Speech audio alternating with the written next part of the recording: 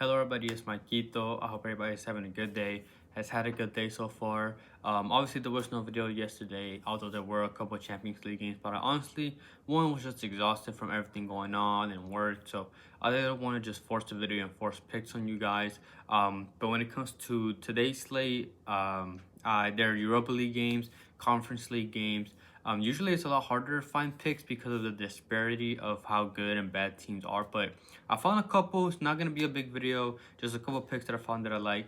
And if I do have any added plays, it will be in the pinned comment on this video, either later tonight or tomorrow, depending on how the lineups are and stuff like that. So I'll just get straight into the picks, and the first one is Giannis Constantelias to go higher than 1.5 shots playing away from home for PAOK, going up against FCSB. He's a young player for them. He has good potential. I like the way he plays. He plays with a lot of energy. He's a quick player. He is a player that is good on both shooting-wise and playmaking-wise. Shooting-wise, he's averaged 1.97 shots per 90 in the Europa League, and in his league in the Greek league, it goes up to 3.22 shots per 90. So he's a player that will shoot given the chances. It's just the fact that in the Europa League they are playing a bit harder opposition, but even then he's averaging pretty much 2 shots per 90, which is what I like. And they lost the first game and they're down, so now they need to shoot to come back, and he is a long shot taker, which is really what I like as well.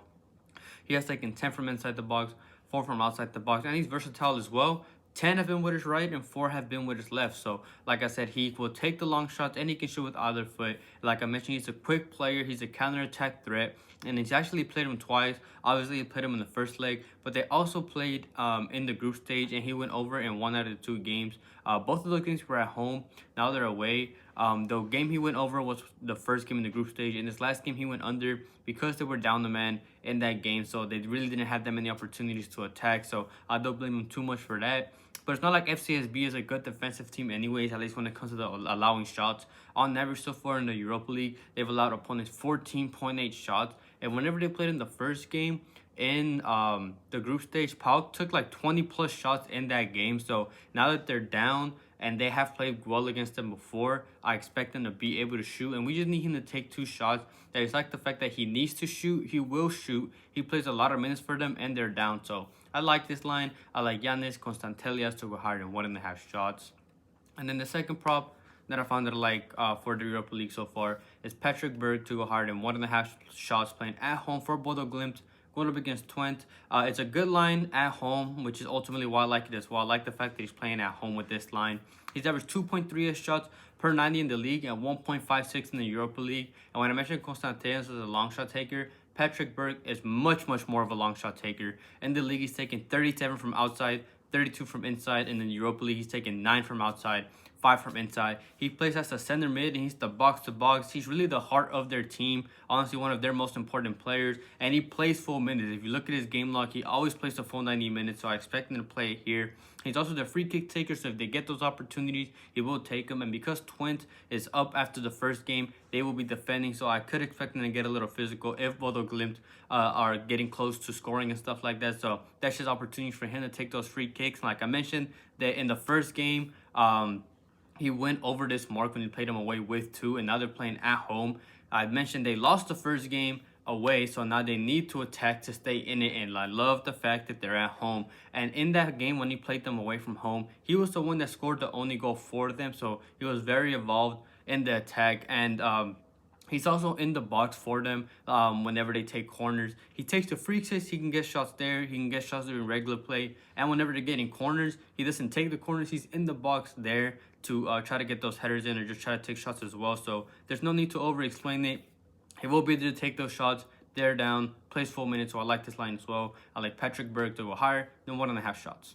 Before I get into the money line play, as always, if you guys please could like the video, comment as well. It doesn't matter what it is. It just helps support the channel, help boost the video out to other people's algorithms and stuff like that. So anything you guys do to support really helps. And then as well as subscribing, turning on notifications, and if you want to support the channel just a little more and get the videos out earlier than you would if you weren't a member, I have those memberships linked in the description. I don't hide any picks, again, just for those I want to get the videos out earlier and support the channel as well. And then my codes for everything, data app, Outlier, player props, Moneyline, just all linked in the description. So I really want to thank anybody who supports me in any way, but I have one Moneyline slip is for plus 104 currently on Fliff. And the first leg that I like is the Galatasaray Moneyline going up against AZ. They did lose the first game by a lot, 4-1. So first of all, they need to win the game at least by 3 to even have a chance. We don't even need them to win by 3. We just need them to win by 1. And if you look at what went wrong in that first game, the first goal for AZ was a perfect free kick.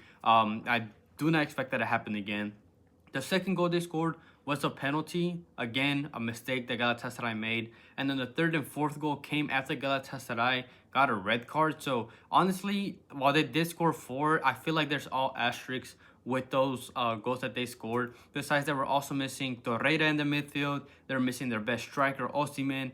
So there's a lot of things that went wrong for them in that game. But first of all, Torreira and Osimhen will both be back as well. And they also played in the group stage away from home. And in that game, it ended 1-1. But it took a 4 saves man of the match performance from the AZ keeper, in which Galatasaray were projected to have 2.58 expected goals. They should have scored 2 to 3 goals in that game, and it just took that great performance from the keeper to get those saves. But again, now they're at home, which is really what I like, and it's a must-win game for them. And if you look at the 4 home games that they've played in the Europa League so far, they have scored 13 goals in those 4 games, so it's a must-win for them. I expect them to at least get a 1-0, maybe a 2-1 win, just something like that. We don't need them to win by 3 and go through. We just need them to win, and after that loss, I expect them to. So I like the Galatasaray money line going up against AC. And then the second prop that I found that I like is higher than 0.5 20 goals going up against Bodo Glimt. They scored 2 in the first game after a 2-1 win. And I just feel like if they don't score, it won't be enough, because I easily see Bodo Glimt scoring here. They're only up by 1, and Bodo will be hungry. So they either need to score a goal, even if they're tied, just for cushion-wise, just to kind of help them have morality in the game, or Bodo Glimt might score. It'll make it 2-2 on aggregate, and they need to score a goal to retake the lead. So regardless, they can't just be satisfied by not scoring a goal, because a lot can easily go wrong. And Twente have actually scored in 9 straight. And then the 10th game that they didn't score was against AZ, a much better defense. But Bodo is not a good defensive team. They have conceded in 8 out of the 9 Europa League games. And on average, they have allowed 16.4 shots to opponents, which is really high, which is why they've allowed that many goals in general in the 9 games. They conceded in 8 of them. They allow a lot of shots. And Twente are a good attacking team. They are pretty clinical, can attack through the wings, can attack through balls, counter set pieces. They're just a good attacking team in general. So they're going to have plenty of opportunities. And even them playing home and away does not seem to affect them, because if you look at just their league games, they have still scored 21 goals in 12 away league games against similar, if not better, teams than what they're playing now. They already scored 2 against them in that first game, so we know they can score. And again, just them not scoring is not going to be enough. Regardless, it's a good matchup, so I expect them to at least score 1. So I like higher than 0.5 20 goals for going up against Bodo Glimt. You can get this slip for plus 104, and as always, you can mix and match them with your plays, whatever you want to do. If you don't like one, take it away. It is up to you. Thank you everybody for watching. Quickly going over last video's picks.